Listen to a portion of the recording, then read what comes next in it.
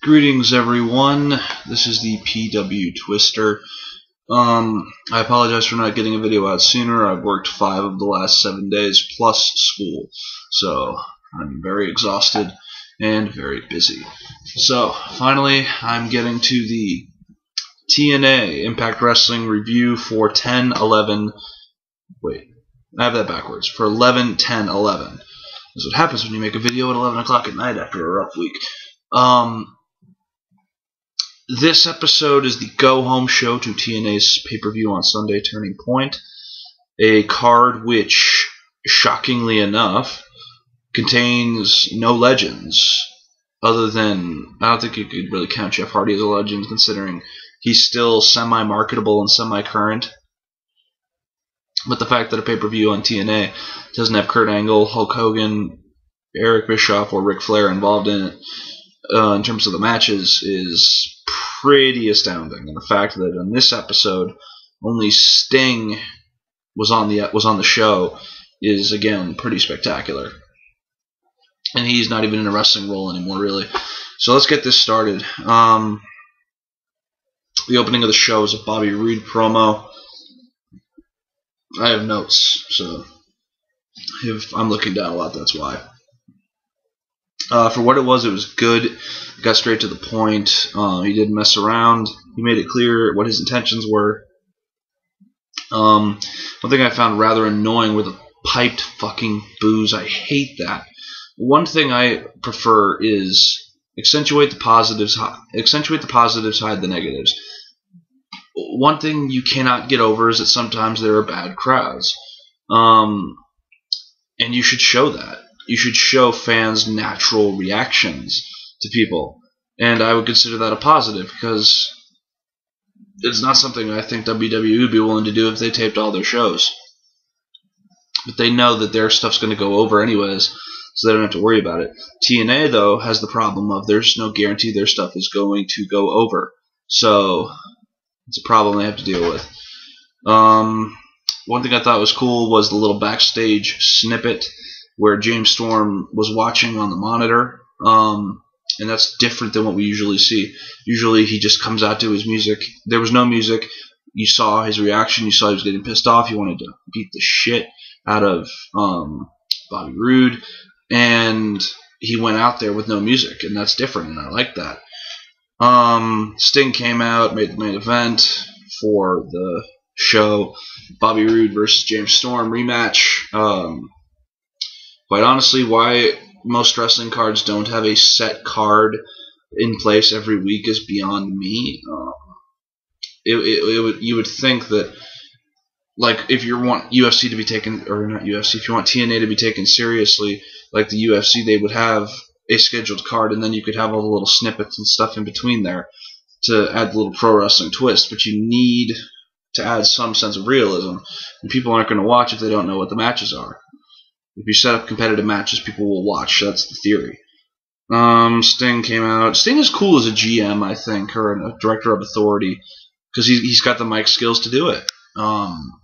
He's the cool guy. He's the cool boss, and people can get behind that. So overall, the first segment I think was good for what it was. Nothing overly impressive, but it got done what needed to be done.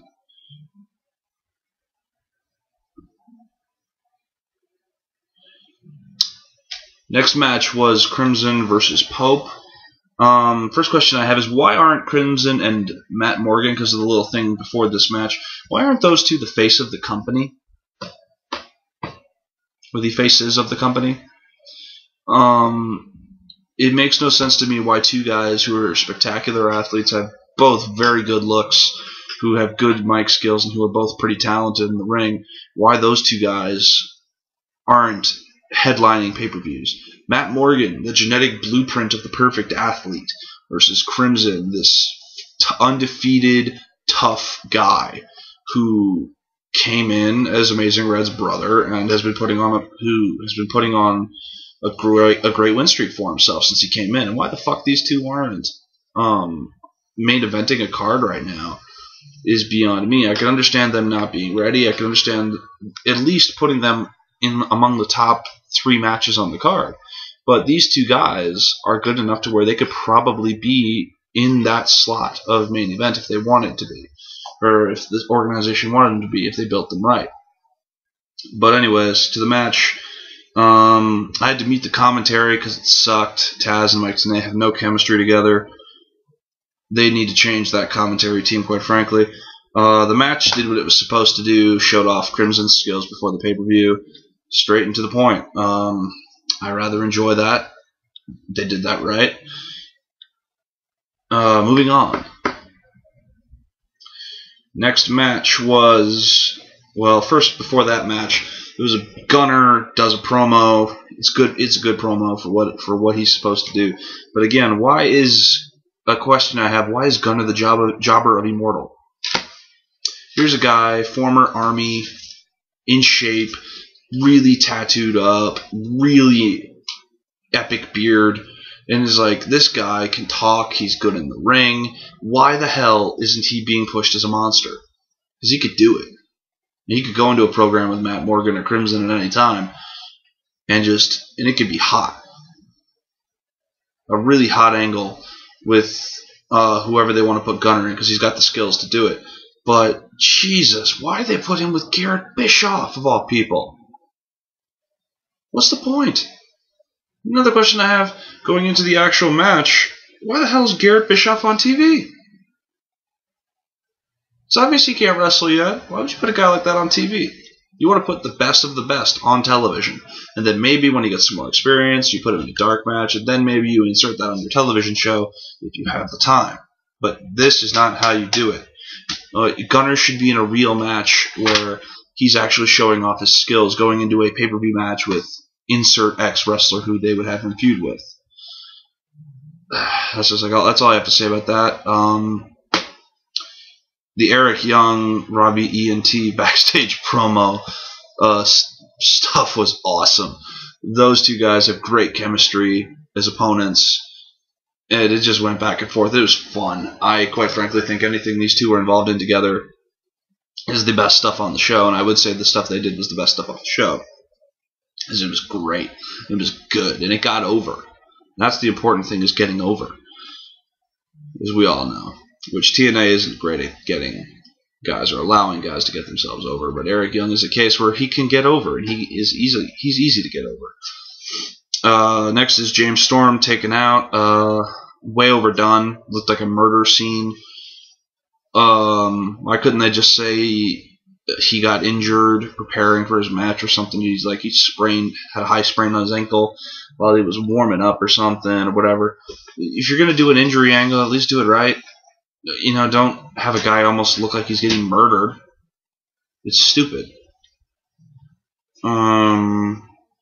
Jesse Sorensen versus Zema Ion. One thing I noticed, if you noticed earlier in the night, the Pope gave his glasses to a little black kid. Jesse Sorensen, after signing that football of his, gave it to the same kid. Am I the only one who noticed that? I don't want to think that that's actually a plant and that it's just convenient, but if it is a plant, it's a pretty pathetic plant. Why isn't Zema Ion getting a push? He's got charisma. If you watch his other stuff from his career outside of TNA, he's good in the ring. Jesse Sorensen, on the other hand, does not quite have all the tools yet, I would say. He's good in the ring, but he can't really cut much of a promo from what I've seen of him. 2-minute match, nothing really special. Finish came out of nowhere and was really shitty. The post-match stuff was good. I like the build up to that, although why they can't do an official contract signing here and there is beyond me. But that's just me nitpicking. Again, the post-match stuff was good. Knockouts tag.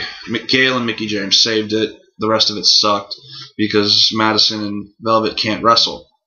Never have been able to, and probably never will be able to. Why they're on TV and why someone like Sarah Del Rey or Daisy Hayes or Alyssa Flash, why these people aren't on television is beyond me, because they're much better in the ring than those other people. It's pathetic to me that those two are on TV and everybody else isn't.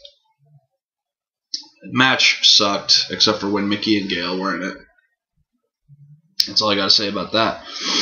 Team Young versus Team E. This match was nothing but win. It was spectacular, entertaining. They used Ronnie the right way. It was good. And one question I have about the finish in the match: where did Eric Young's pants go? Why? I understand if he's trying to get over. If you're gonna do that, have him go on the top rope and rip his pants off and then throw it into the crowd and then do the elbow drop. You don't just have him in pants and then have him on the top rope and then he has no pants. That doesn't work that way. I laughed my ass off at it because it was awesome and funny as hell, but I don't understand where that came from. It's like, that's an example of Eric Young getting himself over. He's great. He's awesome. He's hilarious. He should be another guy who's being featured as one of the top TNA guys because he's got the talent both in and out of the ring to do it. But TNA, again, is not capable of holding on to the ball. Again, that was nothing but win. Watch that. That's probably the best part of the show. Next is AJ versus Daniels. Their chemistry isn't there anymore. Their matches have been lackluster since they revamped this whole feud. They need to move on to other things like they've been doing, but why this match needed to be on this is unnecessary. They could have put other people on in their place. 6-man tag, okay. It's just typical match stuff to hype up the stuff on the pay-per-view. Again, it was okay. Nothing really special. Nothing really to get in a twist over. The Rude versus Storm stuff, that was sports entertainment. That was not professional wrestling. They're trying to be WWE PG-13 TV-14 version, but they're not good at it. They need to be TNA. They need to come up with stuff that's individual, the stuff that only they do. And quite frankly, they're not willing to do that, obviously, considering the people running it are people who ran how do I say this right? The people who are running it can't do it. They're not good at it. And the fact that they've not gained any viewers since all these people came into power is showing. They need to do something different. They need to be the WWE alternative. And I'm not saying they need to be Ring of Honor either, because Ring of Honor, its product, I love Ring of Honor's product, but the fact is Ring of Honor is never going to be as big as TNA, I don't think. It's certainly not going to be as big as WWE, but TNA needs to be the middle ground between WWE and Ring of Honor, both of which have their highs and lows. But TNA can be that middle ground that is the perfect balance. They just need to have people in charge who have the vision and ability to do it. Final thoughts on this match as I come up on the last 2 minutes of camera time here. Again, it was really good to see the no old guys involved, except for that one 6-man tag. The fact that Hogan and Angle and the other older wrestlers weren't wrestling on these shows or in this pay-per-view is a positive to me. It shows that they're actually willing to push younger stars, which they are doing. Overall, I would rate the... Well, before I get to that, I also, again, a good thing was the Eric Young stuff. It was spectacular. But the final thought on this show is it was a poor go-home show. And I say it's a poor go-home show because, let's face it, TNA is not good at executing anything. Their execution when it comes to their TV shows is shitty, always, at least since Jim Cornette left, has been shitty, and probably will continue to be shitty as long as these same people are running this company. And it's sad to say, because all of these kids, or not, I shouldn't say kids, I'm younger than all of them, all these guys in this company, all these girls in this company, they have the talent to be the best in the world at what they do. They just don't have any leadership that actually knows what they're doing. I'm going to get to how to fix TNA in later videos. I'm going to have a video up every day, hopefully, for now on. So, until next time, have a nice day.